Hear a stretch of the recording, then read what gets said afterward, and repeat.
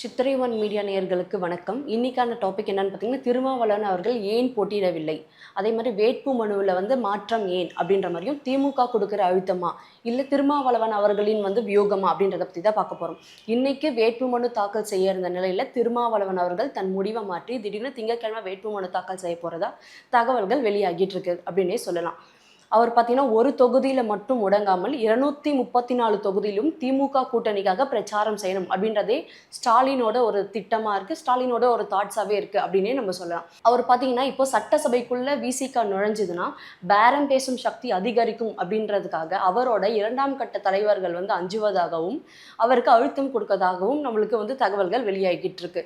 இது திமுகவோட ஒரு அழுத்தமா, என்ன காரணம், அவர் ஏன் ஏன் வேட்பு மனுவை இன்னைக்கு தாக்கல் செய்யல, ஏன் போட்டியிட போவதில்லை அப்படின்ட்டு பல கேள்விகள் நம்மளுக்குள்ளேயே இருக்கு. கூட்டணி தர்மத்துக்காக தனது ஆசையை தியாகம் செய்வாரா, இல்லைனா திருமாவளவன் அவர்கள் தேர்தலில் களம் இறங்குவாரா அப்படின்றது அவர் திங்கட்கிழமை சொல்ல போற அந்த முடிவில் தான் இருக்கு அப்படின்றது எல்லாருக்கும் தெரியும். ஸோ திங்கட்கிழமை என்ன நடக்குது, என்ன சொல்ல போறாருன்னு பொறுத்திருந்து பார்ப்போம். இதை பற்றின உங்களோட கருத்து என்ன அப்படின்றத மறக்காம கமெண்ட்ஸ்ல சொல்லிடுங்க.